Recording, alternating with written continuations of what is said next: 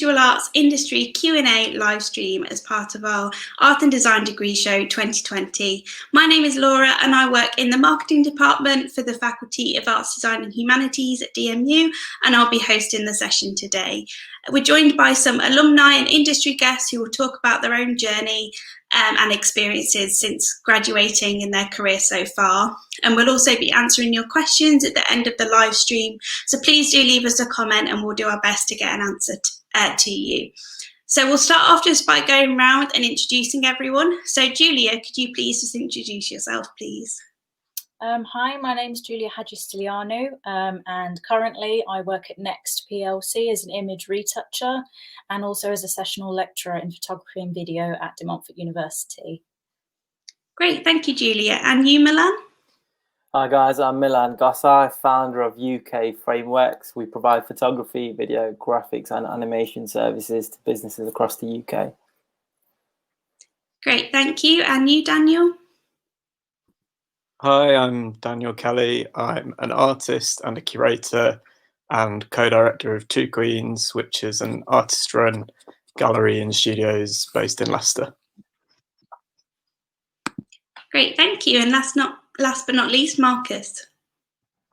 Hi guys, my name is Marcus Dove and I'm a pyrotechnical artist. I work with gunpowder, smoke grenades and other forms of explodable material in order to make 2D work and sometimes photography as well. I'm currently based in Leicester and studied at DMU Fine Art course. That's me. Great. Thank you all for introducing yourselves. So now we're just going to go around everyone again and they're all just going to explain a little bit about their journey so far and their careers. And once again, if you do have any questions, feel free to ask them and we'll answer them at the end. So Julia, if you could just start us off, please, and tell us a little bit about yourself. So as I said, I'm an image retoucher and a lecturer, so I've kind of got two jobs going at the minute, as well as working on the side as a contemporary photographer. But it's been a bit of a zigzag journey for me, really, coming out of university. I graduated about 8 years ago from the BA in photography and video, and then shortly afterwards did an MA in photography. And it really was always my priority and sort of dream, really, to get into lecturing and higher education and teach, essentially.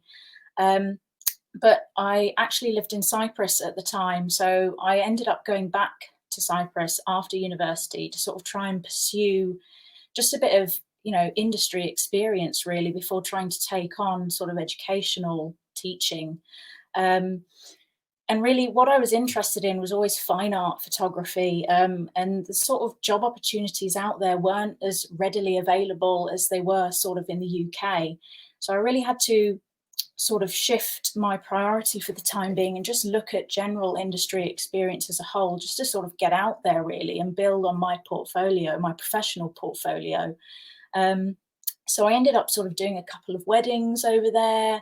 I ended up volunteering and doing sort of events photography. I did family portraiture. I sort of dabbled in like pet portraiture. It was, I did loads of different things while I was back in Cyprus.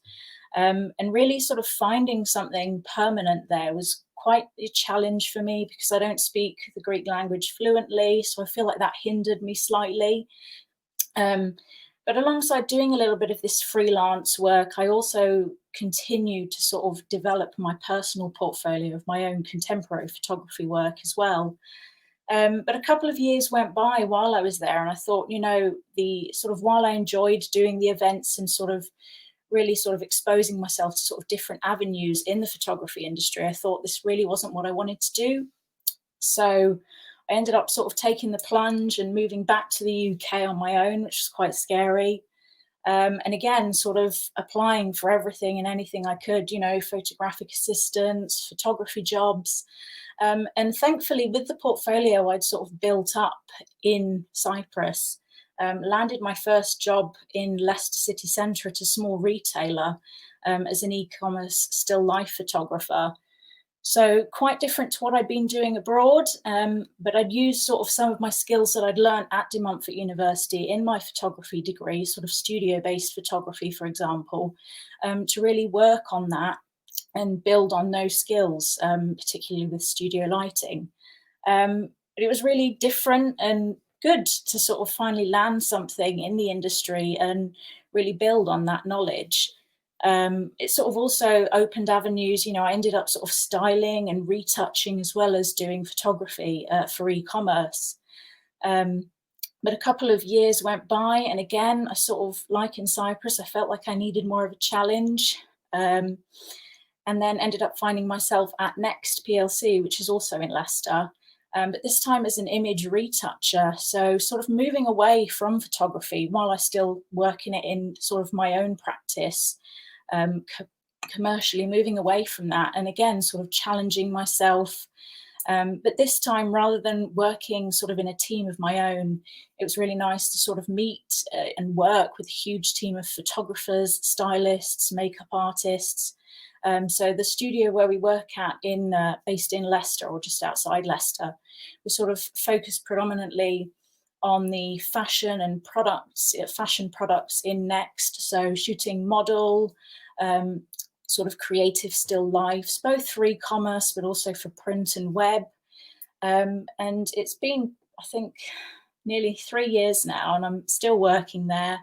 And whilst I really enjoy it, I sort of still wanted to sort of approach teaching. I was still sort of pursuing it in the background behind all of this. And about a year ago, I finally sort of got approached with an opportunity to start lecturing part-time on the side of working at Next, back at De Montfort University, teaching photography and video, which was, basically my lifelong ambition.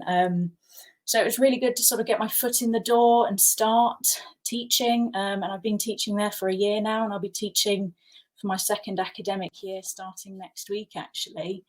So yeah, I'm still doing both, and I still actively work on my own portfolio as a contemporary photographer. And I'm soon to also start volunteering for the Royal Photographic Society in helping members curate exhibitions and events really at the weekends. So that's kind of me in a nutshell. Great, thank you for that, Julia. That was really interesting, and it sounds like you've definitely had a really varied career and journey so far, and it's nice that you've kind of at each step kept trying to get closer to your end goal and you're fine-tuning your passions, I guess. So that was really lovely to hear about that. Milan, if we could just go to you next to hear a little bit about yourself. Sure, no problem. So with myself, it's quite similar, but I started at the age of 16. I think that's when I realized my interest with photography. That led me into studying photography and video at De Montfort University. 2011 that was. I knew the career path that I was choosing was going to be challenging, but I was up for the challenge and decided to start my photography and video business UK frameworks alongside my studies. Throughout my time at DMU, I was utilizing the free kit that was available to me and was building my portfolio, filming your local music videos, fashion photo shoots to love. I was implementing this into my modules also, so I wasn't falling behind. So I was doing two things at the same time. Whilst I was there, I was entering competitions, gained experience at local press, Leicester Mercury, which eventually turned into a part-time job for me. Whilst friends were on holiday partying, I was locked up in my room figuring out how I can succeed in this competitive industry. The hunger to succeed was big, if I was to say. It was tough. I was handing in modules, working part-time at Sainsbury's, trying to get some income coming in, building skills at Leicester Mercury, but also keeping the framework's dream alive. And that is very important if you're obviously trying to do a lot of things. Make sure your passion is still there for what you want to do. Final year approaches, and I landed myself a placement with a TV production company in London, which eventually turned into a permanent job. It was a dream come true, especially from graduating in 2014 and then landing a placement job of what you've always wanted to do. It was amazing, and then obviously turned into a full-time career. So at this job, at that age, I got great perks, company phone, great wage, company car, but ultimately I wasn't happy. And the reason why I wasn't happy is because I was starting to lose focus on on my baby, I call it, Frameworks, which is my business. I wasn't able to take as much as time out for it because I was working full-time, crazy hours. I was taking annual leave off at my full-time job in order to do shoots for Framework. So it was quite tough at that time, juggling all the jobs. To cut the long story short, because I don't want to put some people to sleep, a year into the job, I decided to take the risk by handing in my resignation and going full-time with UK Frameworks. And now today we are working with small and large businesses across the UK, including the likes of Sitner Group, DHL, and many more. Not only this, but we have a team dedicated to capture luxurious destination weddings across the world. So that's a bit about me and my business journey. Great, thank you for that, Milan. It was really interesting to, again, a bit like Julie, you had a similar thing where you were getting work in the industry, but it wasn't exactly what you wanted to do. And I think that's really nice for the graduates to hear that, you know, you can definitely have jobs along the way to get into your end goal, and it builds on your experience. But that doesn't mean you've given up on a final dream. You're just kind of on the process of getting there. So thank you for that. Daniel, can we go to you, please? Yeah. Hi. So yeah, I studied at DMU as well. I studied fine art and graduated in 2011. And yeah, while I was at De Montfort, I was part of a group who we started to put on exhibitions. So we, yeah, as part of a kind of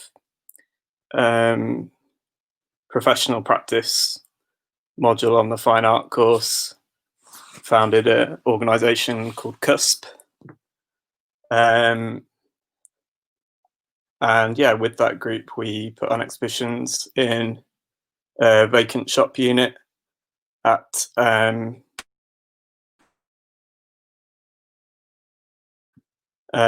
which was an empty shop unit in Leicester City Centre. And basically, yeah, came together with another organisation called Vanilla Galleries, who were a group of Loughborough students.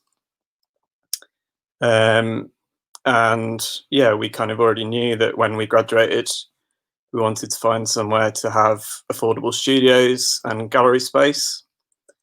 And yeah, we were really fortunate to get into the building that we're in now and form the organisation, which is Two Queens.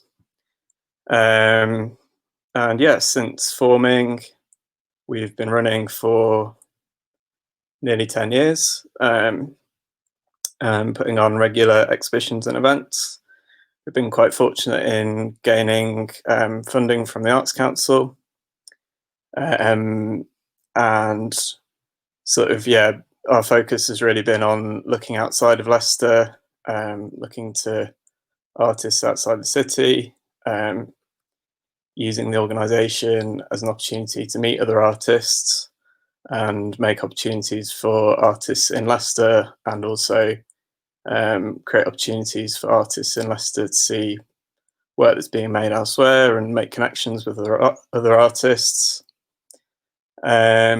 And then, yeah, since then, it started as a kind of voluntary thing, as this peer group of new graduates, and has now become a part-time job that I do alongside other things.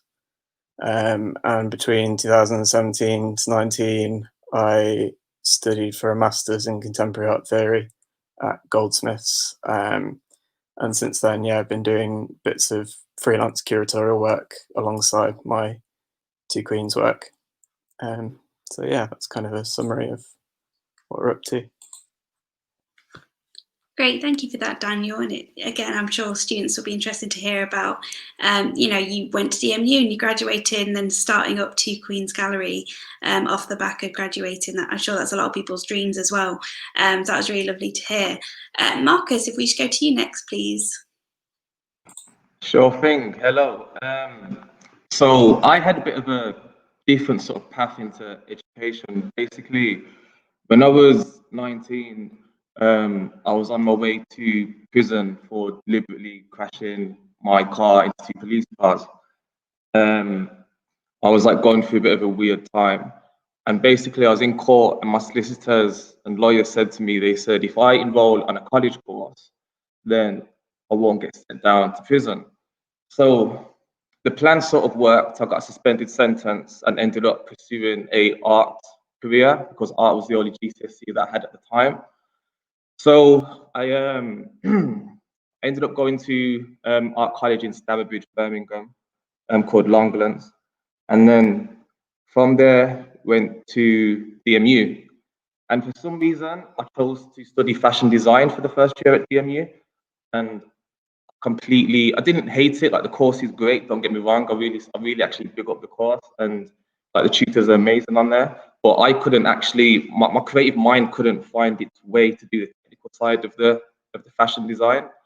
So I needed to change course. So I changed onto fine art, and then once I changed onto the fine art course, I knew exactly like that's where I needed to be. Like that was sort of the freedom what I needed. So then I started playing around with different types of media. So I play around with smoke grenades and gunpowder. And while I was actually at university, I built this electrical missile launcher that fires out paint electrically. You can find it, the videos on the website down in that name thing, whatever it is. But yeah, so I sort of got so from doing this sort of painting style with pyrotechnics in this explosive fashion, I started to get attention from the local media. So eventually the BBC sort of started interviewing me on TV locally. And then, but actually no, let's skip back a bit. So when I graduated from the fine art course, I then went on to do something at DMU called, I'm not sure if it's still there, but it's called the Crucible Project.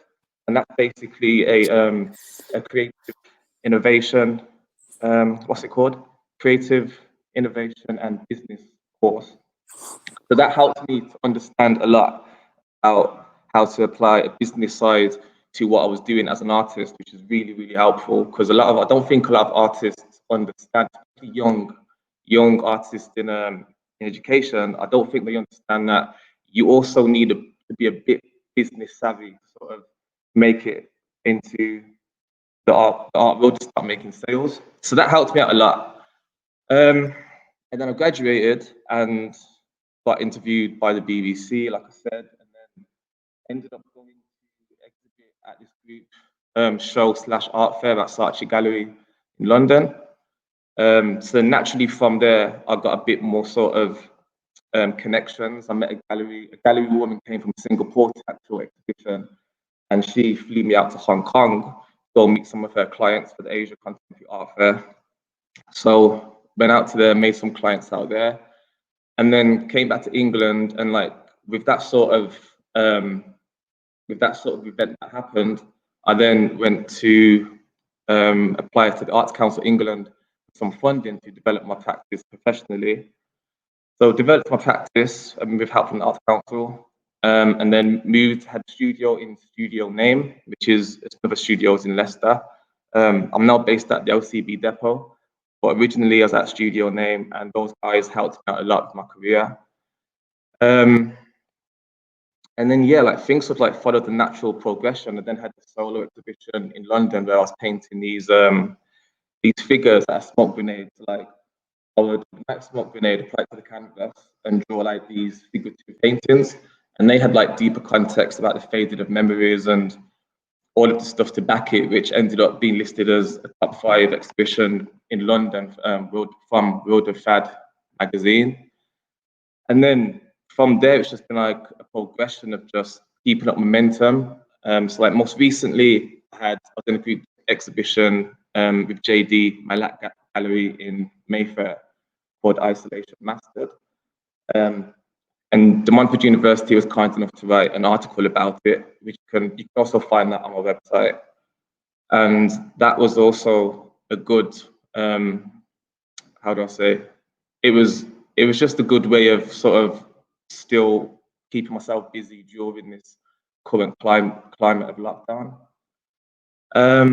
So yes, like my career path has been pretty weird to say the least, but yeah, thanks. yeah, so that's me. That's what I do. Great, thank you for that, Marcus. Again, like everyone, you've had a really interesting journey so far, and it's great to hear, like you said, you've just got that momentum going and you've been having lots of opportunities even despite COVID, so that's really great to hear. Just a reminder to everyone watching that you can submit your questions in the comment box on YouTube, and then we can get answers and advice from our panel here today. We are now going to go to our Q&A section. So our first question is actually from a fellow academic at DMU to Julia. So it's Professor Lala, who's asked has said, very interesting talk, Julia, thanks. Do you use your knowledge in retail back in education and teaching? So Julia, could you please just answer that for us? Yeah, definitely, especially considering the course that I actually teach photography and video on, which is fashion communication and styling. So it's sort of quite heavily fashion based. Students do a styling module, illustration module, and photography and a video module. So considering in my sort of first job sort of in retail, I was doing a little bit of styling, photography and retouching, I've sort of brought it to my teaching, sort of creating workshops around that, you know, and using students' styling module to sort of, you know, enhance and work together sort of with their photography and video modules, because they also use photography in their styling module as well. So it's sort of the two coming together really. And sort of my retouching experience as well in the industry. I sort of teach Photoshop and Lightroom as well, so on how to retouch their images. So yes, it definitely has come in handy for teaching the course that I teach, well, the module that I teach, yeah. Great, thank you for that, Julia. It's really interesting to know, and it's nice to see that some of your colleagues are also watching this live stream. So the next question we have is someone, let's just get it on screen. Thank you. So we've got Helen who's asking, as a recent graduate, what advice would you give me in how I promote myself and my work? So Daniel, did you want to first answer this for us? Yeah, I just wanted to say that I think it's really important for new graduates to think about how they can form collectives and sort of think about themselves as part of a community, rather than necessarily thinking about the sort of promotion of their sort of individual practice or work, whether that's as an artist or in any other art and design discipline. I think that, yeah, from my experience, forming a group and being part of a group was something that put us in a really strong position. And also just that I think the kind of really basic stuff about having a good online presence, good website, sounds really obvious, but a lot of new graduates don't actually seem to put the work into doing those things. But yeah, keen to hear what the rest of the panel think. Great, thank you for that, Daniel. Milan, have you got some advice on this as well? I think Daniel mentioned something very important, online presence, and a lot of graduates seem to forget that. Of course, it's great to be nosy on your friends and look on Instagram, but if you want to be serious about your career and your passion, then I would highly recommend do a separate page for just your work and promote your work. Get on LinkedIn, connect with other different individuals in similar professions. This will get your name out there, get your presence out there. And LinkedIn especially, I think LinkedIn is very good for connecting with different people compared to like Facebook and Instagram. But Instagram, again, it's like a portfolio. People see that and that's what gets represented with your name. So do look into that also. Great, thank you for that, Milan. Has anyone else got any advice they'd like to give to people about promoting their work? Yeah, Marcus? Yeah, sure. So I just think just take advantage of the current social media climate, especially when it comes to visual arts. I mean, that doesn't necessarily mean to say make art that is going to go viral on social media, but just take advantage of it because it is a numbers game, and to keep up momentum again and building those numbers, and it's going to equal reach out more people, especially because like the internet is, I call it the new God in a sense, because I mean, you can pretty much reach out to anybody all over the world. So take advantage of that, and that's it. Great, thank you for that, Marcus. So the next question I'd like to ask you all is, what do you love about your job? So who would like to answer this one first for us? Perhaps you, Julia? Sure. Yeah, can do. Obviously, as I've mentioned, I've got sort of two jobs on the side, and I really feel like one influences the other and vice versa, which is the first thing that I really love about it. My time at Next, I love the sort of the people I work with, all the creatives that I work with, and, you know, teamwork. As we mentioned, with promoting your work, you sort of, you know, collaborating with others and working with others is it's so important, especially in sort of the visual arts industry, you know, influencing each other and learning from each other as well. But teaching, which is what I've always wanted to do, I love inspiring people. I've always loved the sort of contextual side of art and photography, and that sort of research and academic based sort of part of art, which is what I love bringing to my lectures and workshops and teaching. But alongside teaching students, I feel like I learn from the students as well, because they've got, you know, some of them have got some incredible ideas and this insane creativity, and it's just lovely to sort of teach and learn and be inspired by different people at the same time. Great, thank you for that, Julia. Again, it's just really lovely to hear that you're kind of getting to where you want to be now with teaching, which is really lovely. I'm sure you have inspired many students, maybe some who are watching today as well. So Daniel, do you also want to share a little bit about what you love about your current job? Yeah, the main thing I would say is that I really enjoy the variation of my job, because Two Queens is an artist and gallery and we're quite a small team. It means that I end up kind of getting roped into all parts of what we do. So on paper, my main roles are sort of meant to be leading the fundraising and development work of the organisation and the marketing. But in reality, there's a kind of whole host of things that I end up getting roped into day to day, from sort of getting involved with building walls. At the moment, the situation around coronavirus has created a lot of cleaning work, which isn't necessarily the most fun part, but definitely just the variation. You know, not every day is kind of looking at a computer all day long. Every day has different challenges and things that come up. Yeah, no 2 weeks ever look the same. That's one of the things that I really enjoy about it. Great, thank you for that, Daniel.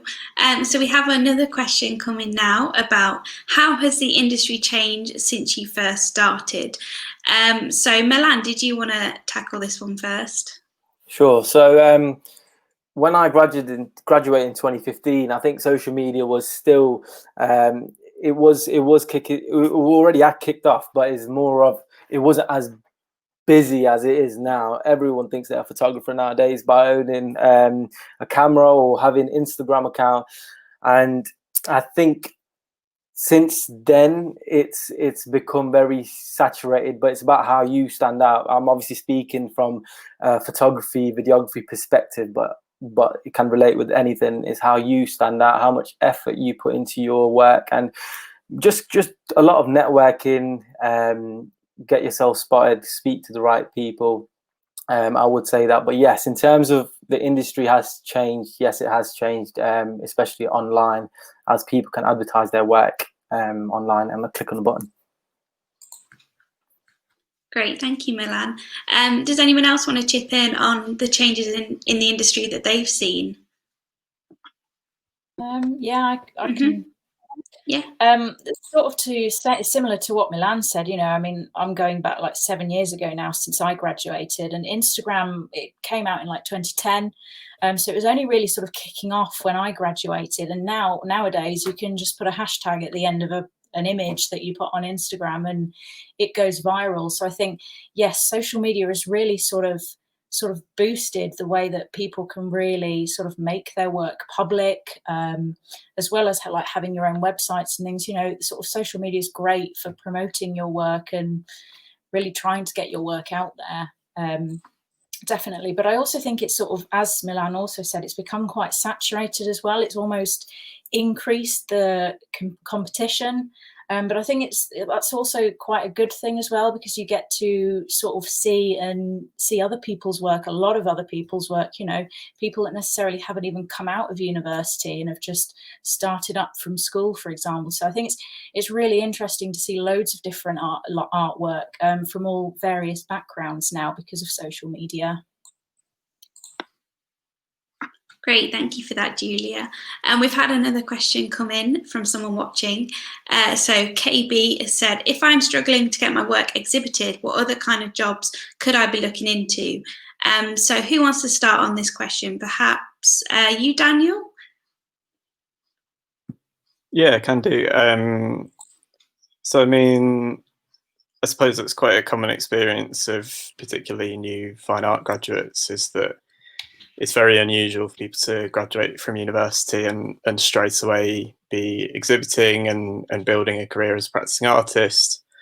So inevitably, it's the kind of thing where you have to find other kinds of work that sustain you while, you know, if you're set on being a practicing artist as the kind of the main part of your career, then it's likely that you're going to need to do other things alongside that. And in my case, I've had, I suppose, what people nowadays refer to as a portfolio career, which means essentially, you know, having lots of different jobs, which is not always the best thing in terms of job security, but it does mean that you get a kind of very wide range of experience. So I've worked in public libraries. I also do technician work, helping to hang exhibitions in other galleries, done bits of curatorial work on a freelance basis for other organisations.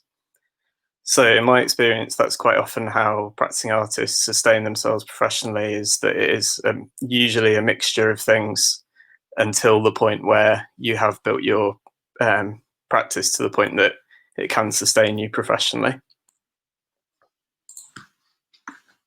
Great, thank you for that, Daniel. Marcus, did you have anything to add on this question as well?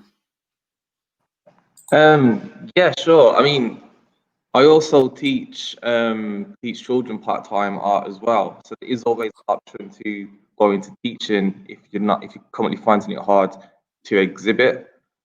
I mean, there's different avenues that you could go down if you still want it, if you still had a fascination into art. For example, you could even do curation. I mean, it's not rare to find art students who clearly have a great eye and attention to detail for art, but just find they struggle to sort of communicate that physically in artwork themselves, and then they find themselves much more better bringing other pieces of artwork together as a curator. So I think that's always something else that people could look into, definitely. Yeah, great, thanks for that, Marcus. I think I've seen, again, like you mentioned, DMU have written a few articles about you, and I believe they've written one in the past about your work teaching as well, and the art group, so thank you for that. So our next question is, was there a career setback you faced when you later realised was an advantage? So Milan, can I come to you first on this one?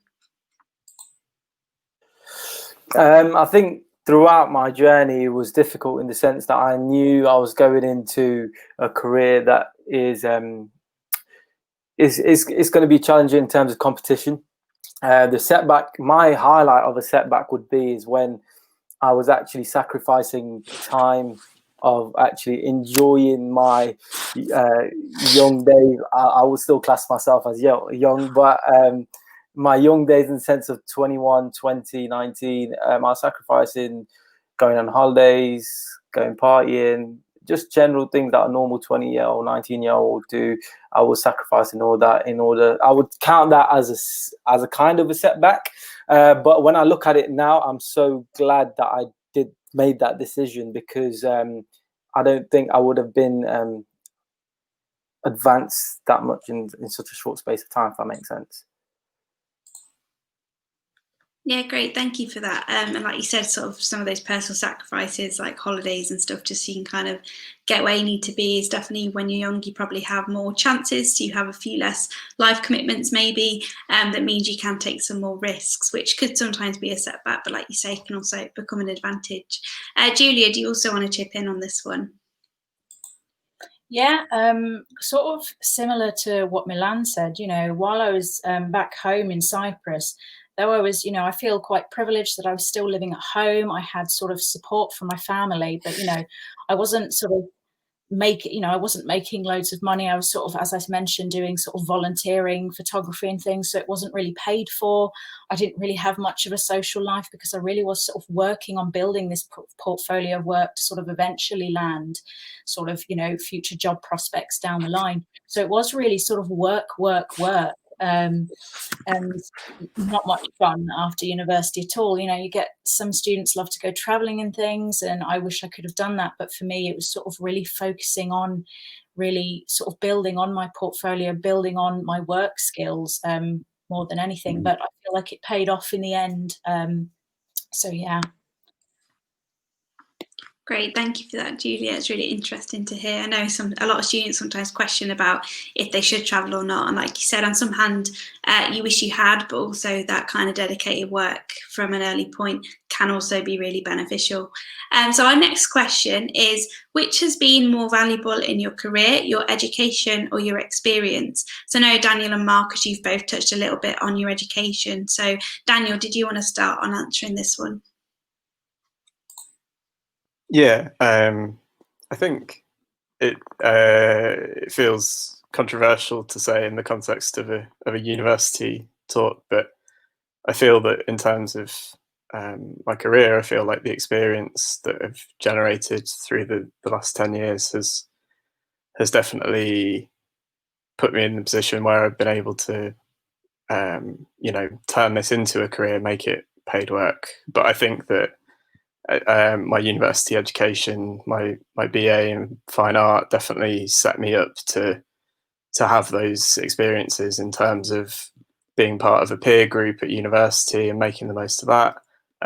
Having a few tutors and lecturers that were really inspirational and set us on the right track.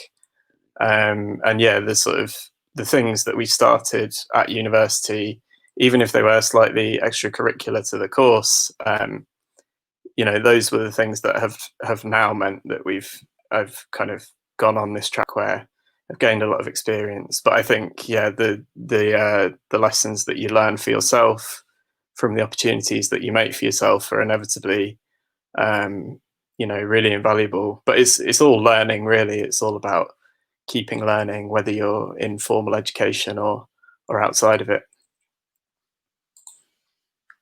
Great, thank you for thank you for that, Daniel. I really like that point at the end about, you know, you are always learning, whether it is a kind of formal course that you're studying that leads to a qualification, or whether it is the kind of learning you're doing throughout your education. So I just want to remind everyone watching to please keep submitting your questions. We've still got some time to give you answers from our industry panel here. Marcus, could you also please touch on the kind of difference between education and experience in terms of what's been more valuable for you? Yeah, I completely agree with what Daniel said. To be honest, there's not much more I could add to that.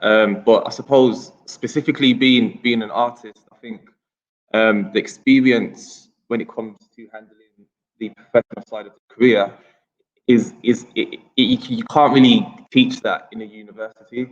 You have to go out to exhibitions, you have to go out to art fairs, and you just have to talk to people and physically network. And with that experience comes great great rewards sometimes. So yeah, I'd say that. Great, thank you for that, Marcus. So the next question we have is, what skills have you found vital to your job? So which of you would like to pitch in on this one? Yeah, Milan? So with my business, I think, especially when you start off, you have to do everything from marketing, the accounts, literally everything. So financial management marketing, sales, customer service, general communication skills, project management, planning, even delegating. If you at the start, if you've got a little team, delegating tasks, networking to find new businesses. So it's not. I wouldn't just say you need one skill. I think you need a variation of skills to become great at what you do and become known for what you do. So yeah, I hope that helps. Great, thank you for that, Milan. Has anyone else got some other advice about the skills that they found really valuable so far? Yeah, Marcus?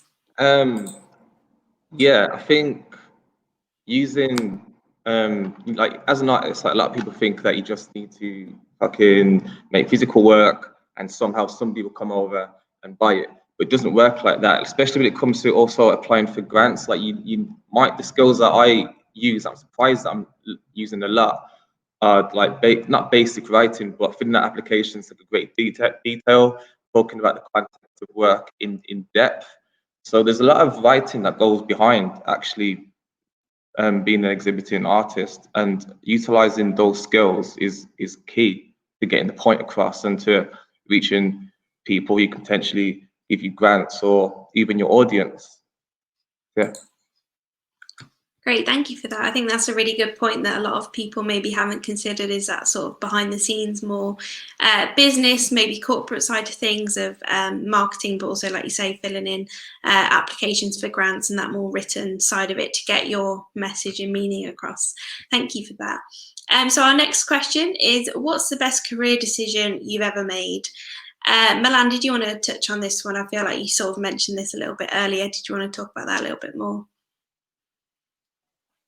Best career, best decision I think I made was leaving my placement year. That turned into a job. I think a lot of people are in their comfort bubble. I wouldn't make that decision. I can remember having to talk with family saying that, look, I'm thinking of leaving a job that I just got, and they're like, you're crazy. Why would you do that?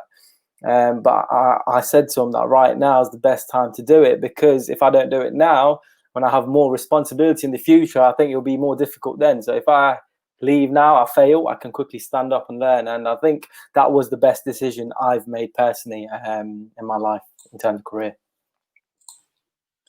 Great, thank you for that, Milan. Julie, have you also got a few things to contribute to this? Yeah, so shortly last year, before I started teaching, I had the opportunity, I was working at Next full time, 5 days a week, and obviously didn't have any spare days to offer for teaching or finding lecturing opportunities. And a part-time opportunity at Next came up for my same position. And despite obviously less money, I thought, you know what, I sort of really thought about it hard, sort of having a mortgage to pay and bills to pay. I thought, you know, money's not really the be all and end all of this. It's what I want to do. It's, you know, it's having that time to maybe hopefully find a lecturing opportunity, and also sort of, you know, continue making my own work as a contemporary artist as well. So I ended up sort of taking the risk of going part-time, and obviously, though it was a setback for me money-wise, I feel like it really paid off for me, because I ended up having that extra day initially to really focus on my own work as a photographer, but eventually land this 1 day a week lecturing opportunity that I wouldn't have done if I'd not taken the risk. Great, thank you for that, Julia. You partly touched on there the kind of not having loads of time because you're working full time, which really plays into our next question, which is someone wanting to know how do you manage that kind of work-life balance? So Daniel, did you want to answer this one?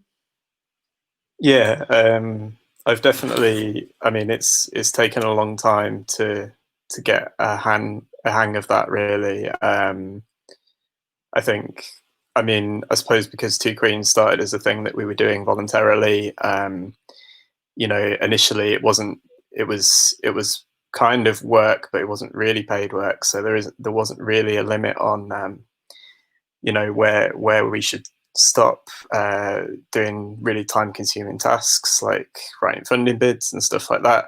But ultimately, those things did pay off into, you know, making it something that is now more of a career. But I mean, I think, yeah, I've just started to get more of a hang of you know, compartmentalizing my time and making sure that I am only doing my Two Queens work on the days that I'm meant to be, and only looking at answering my emails on those days. But I think then the other side of things, being an artist, it's like, I don't know, you kind of, these things are more of like they're not exactly a career, they're more something that you do because you feel compelled to. So it's like, you know, you would quite happily spend all of your free time in the studio painting. But I think, yeah, my main advice would just be to have set hours, have a space where you go to work, like a studio, if you can, if it's possible to not work from home. Obviously, that's difficult at the moment. But yeah, that would be my advice. But I think it's a skill that comes with time, really. Great, thank you for that, Daniel. I'm sure it's definitely something that I think we all struggle with, and like you said, when it is your passion project that is also your work, it does make it a little bit more tricky. Julie, have you got something to add on the work-life balance as well?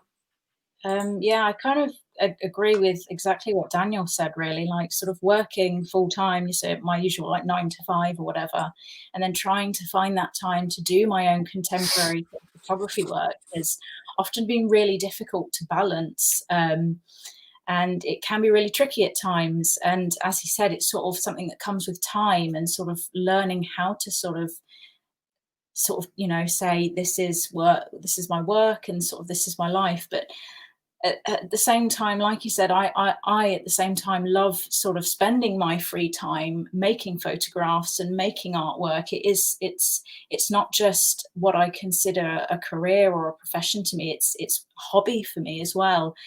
So that can also be quite difficult. But usually now, if I've got sort of, you know, my full-time work, my usual sort of Monday to Friday, and usually I'll sort of give myself a day or half a day where I'll go, today I'm going to work on my own personal portfolio, and sort of fitting that in rather than just trying to do it all the time, because I feel like you'll just end up burning yourself out if you just keep trying to do it all at the same time. So it really is about sort of organizing things, I suppose. But yeah, sort of comes with time and learning and experience. So, yeah. Great, thank you for that, Julia. Milan, have you got any other advice to add to kind of avoiding the burnout of and the work-life balance? I think it's pretty much the same as the rest of the guys that just said. It will come with time, of course, as Julia said. It does come with time in terms of balancing. At the start of my career, I didn't really think about anything else except what I wanted, but I think you need to have a balance, organize, or how they said, you need to organize and just make sure like you know what's your priority in life. I think that's the key point there, prioritizing your importance. Great, thank you for that. So we've had another question come in, and this one is, what are some of the best ways to seek inspiration as a creative person? So Marcus, did you want to answer this one first for us? Yeah, sure. So most recently, I've sort of found out that to get the best inspiration from my work is just by looking back at what I've gone through at a younger age in terms of traumas, past relationships, just anything that's like personal. Because when I first started making work with pyrotechnics, it was just pretty much skin deep. It was like, oh, he's got a missile launcher, he's got smoke grenades, and okay, the paintings look nice, but what's really the message, sort of thing. And then like I really had to think about it, and now thought about it, and now I'm using this sort of personal inspiration to start depicting different scenarios and narratives and emotions. My work has gone to another level where there's a much deeper meaning to it. And so I think that's probably what's key for some people, is just to really look in yourself. I know it sounds cliche, but to look in yourself and actually dig deep of what it is you're trying to communicate as a person, as you and your life, sort of thing. So yeah. Great, thank you for that, Marcus. Daniel, have you also got some thoughts on this question?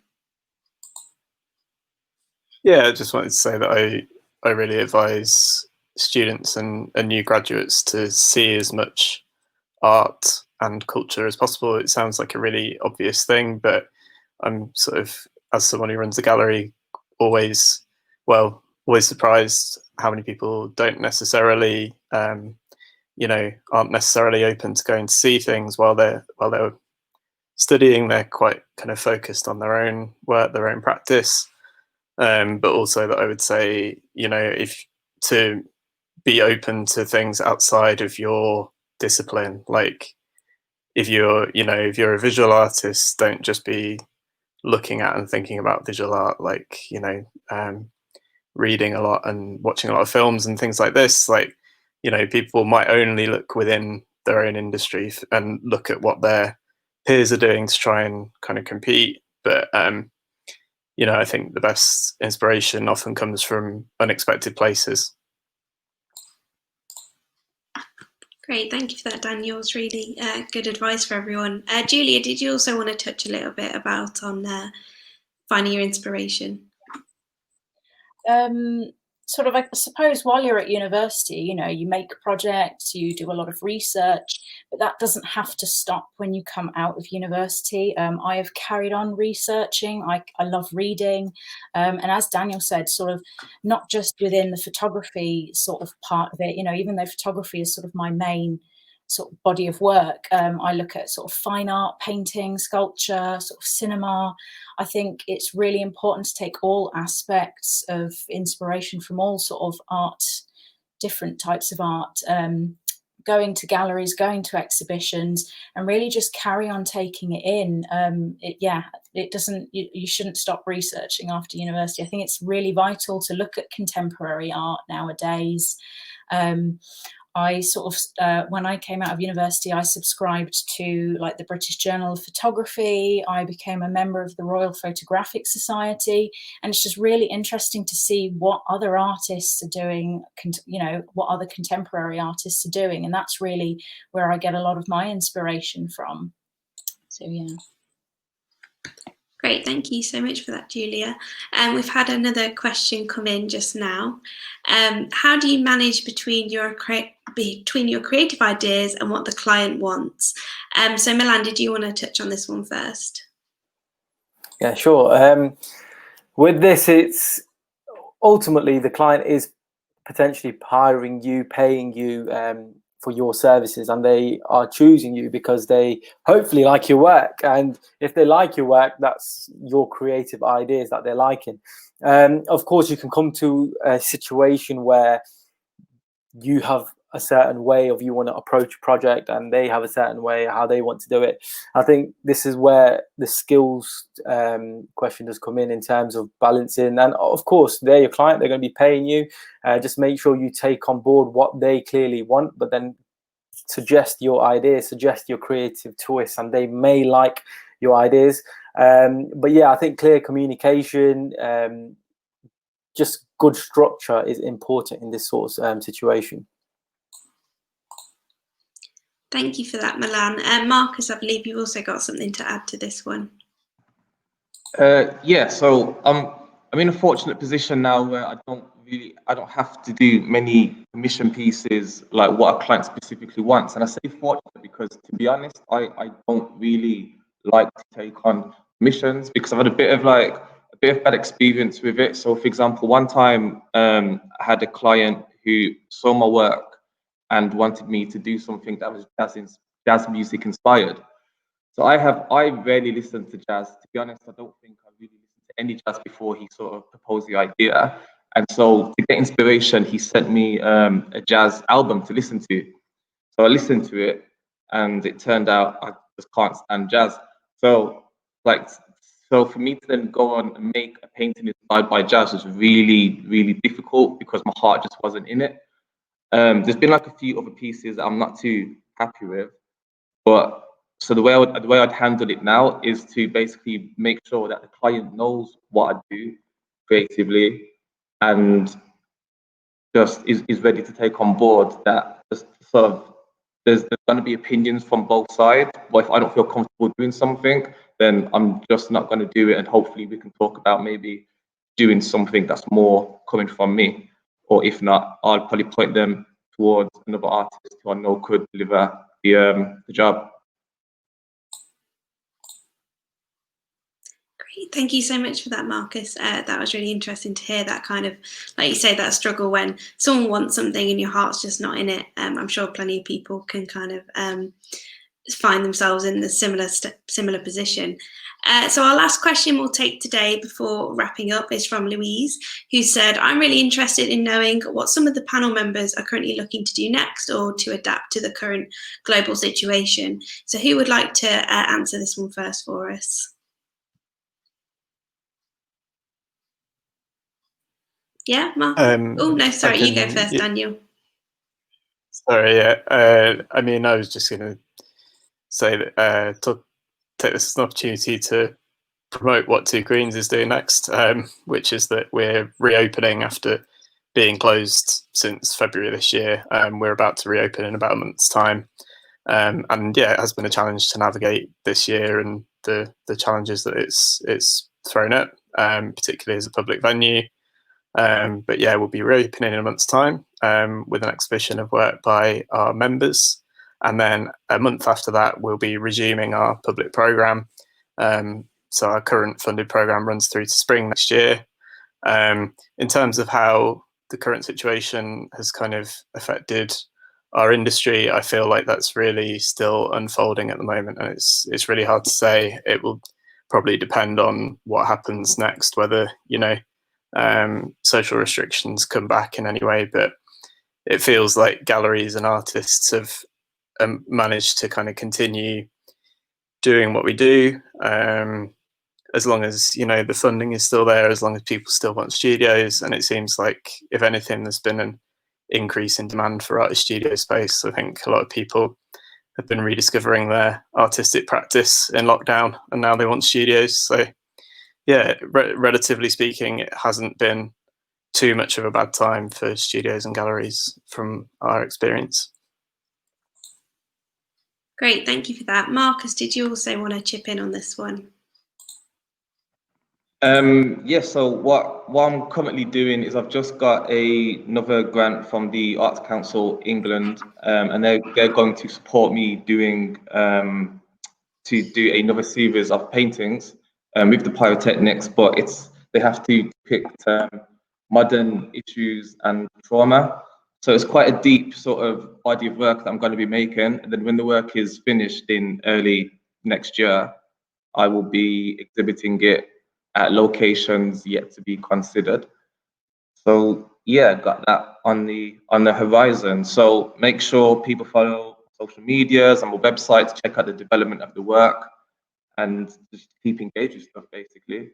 Yeah. Great, thank you for that, Marcus. And unfortunately, I think that's all we've got time for today.